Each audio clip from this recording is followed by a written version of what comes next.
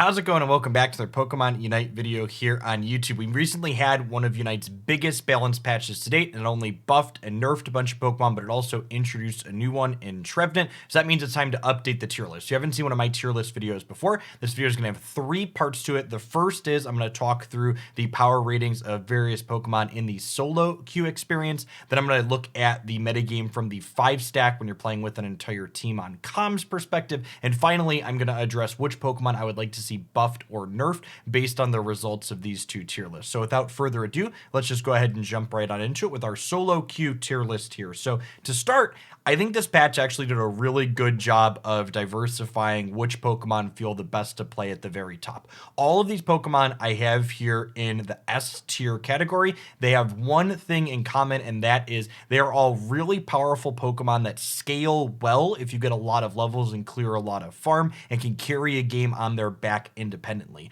Another thing that almost all of these Pokemon have in common, I would group these last 4 in this category, is these 4 Pokemon in particular all lane pretty decently as well, so you don't have to be in that jungle position to start that people are often fighting over. You can easily play one of these Pokemon and still secure a reasonable amount of farm in lane and get big that way.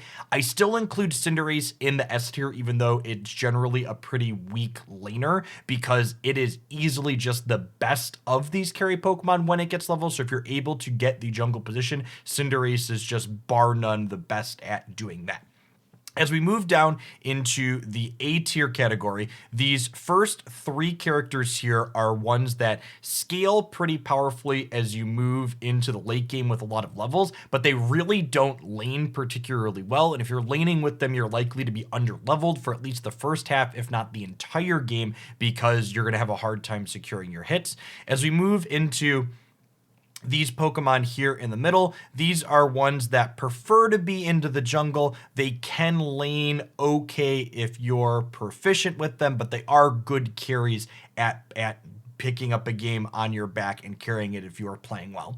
These last 3 characters are characters that are very good in lane early, and they're gonna, generally speaking, get ahead if you're playing them well, but they tend to fall off a little bit as the game goes long. Lucario and Greedent can make up for that a little bit if they're playing the attack weight item, but in general, I think all 3 of these characters are going to be a bit weaker in the late game at levels 13, 14, and 15 than the rest of these characters in the S and A tier are.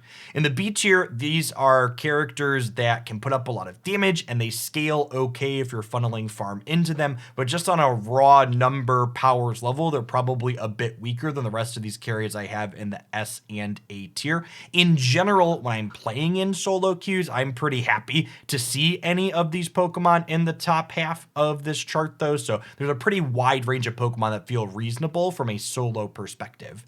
Now, as we get down into the C and eventually F tier here, you're going to note a common theme among these Pokemon, which is almost all of these Pokemon are defender and support characters. Now, context is key as in most games, so I think it's important to put an asterisk here next to these characters and mention that these characters can be reasonable if you're playing in a duo or a trio where you have someone else playing with you that you trust that can carry the game well with one of these powerful damage characters above. For example, any of the good defenders like Mamoswine, Slowbro, Snorlax, Wiggly, Mime, any of these characters here can be quite excellent as a character to pair in a duo with one of these damage carriers because they're excellent at keeping your carry alive. The things none of these characters can do on their own, however, is pick a game up on their back and carry it. You know, you get to level 15 as a Slowbro and sure, you're going to be tanky, but you really can't swing a team fight on your own, even with good play. So these are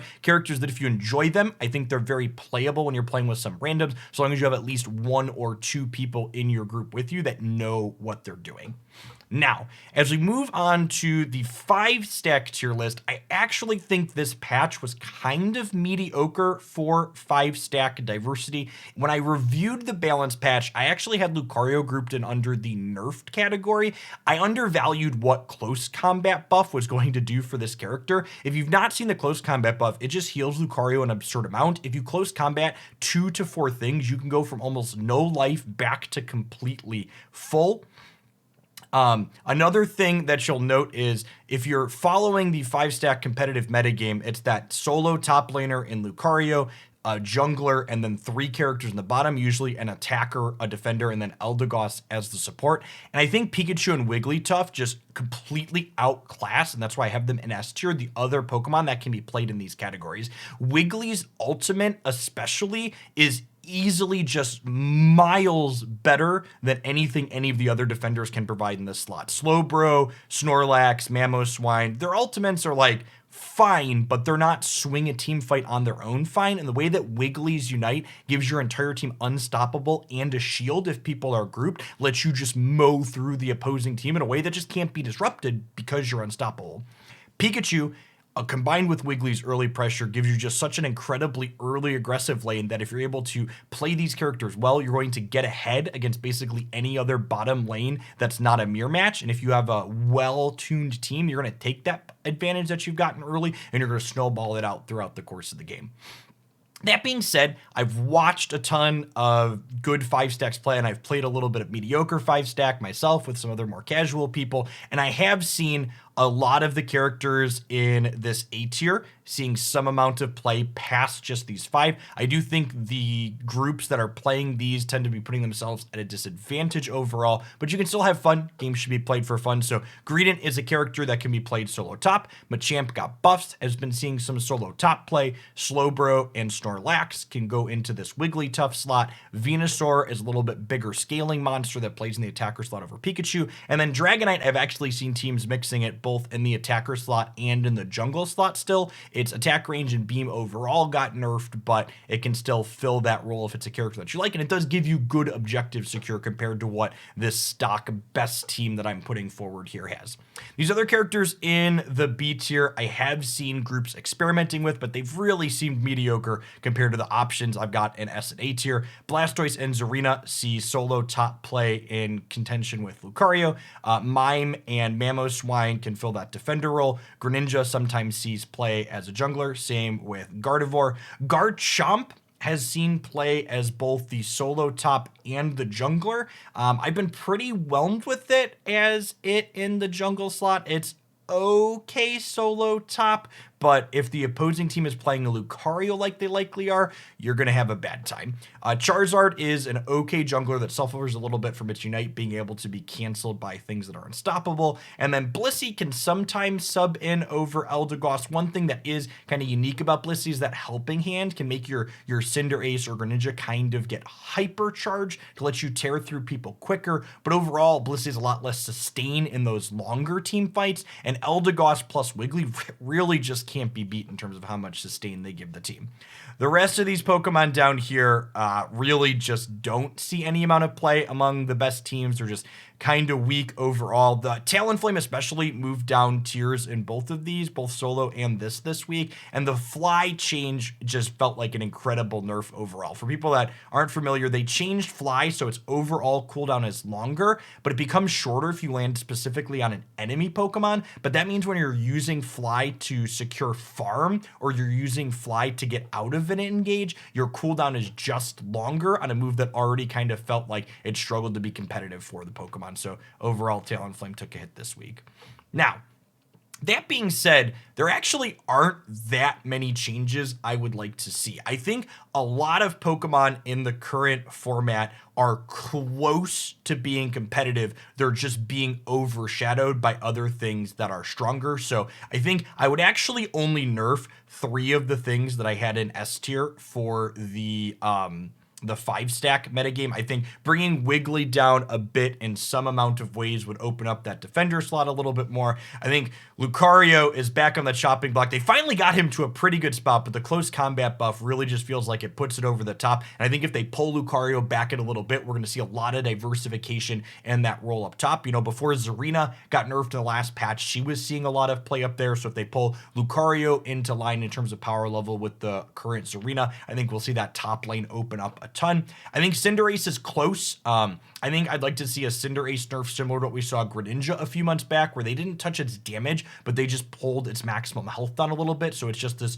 squishy damage character, and that's landed it in the right spot. As far as buffs go, you'll note that I don't think Pikachu necessarily needs a nerf. Instead, I would really like to see if they would buff things like Cramorant, Ninetales, and Sylveon to compete for that kind of good early attacker role. I think all of these characters are close to being good enough, and if you buff them up a little bit, they can compete with Pikachu without needing to nerf Pikachu. Blissey it just doesn't have the sustain Eldegoss can give. I don't know, maybe you need to rework its kit a little bit, but it's just not as good of a support as Eldegoss is. You also note that I don't think Eldegoss should need a nerf, because I think part of Eldegoss's power level is just a lack of diversity in that role in the metagame anyways. So I think the best nerf to Eldegoss is probably just creating another support character that can heal the entire team. And maybe you rework Blissey to do that with its heals, or you just introduce another new character that can do that. Gengar and Absol are characters that I think could use a little bit more love. Gengar got a little bit of a rework in the most recent patch that I think made it a bit better, but it's not quite there yet. And then the new boy is probably the worst new Pokemon we've had at release. The kit is very unique and has a lot of interesting things going on in it, but its numbers are way undertuned. It's just not impactful enough to the average game. It needs a buff. I don't think bringing Wiggly down would open up Trevenant currently, and then Crustle is Crustle. I honestly think after the most recent Gengar change, Crustle might hold the title for worst character in Pokemon Unite currently, so I think it definitely deserves to be in the buff plus category.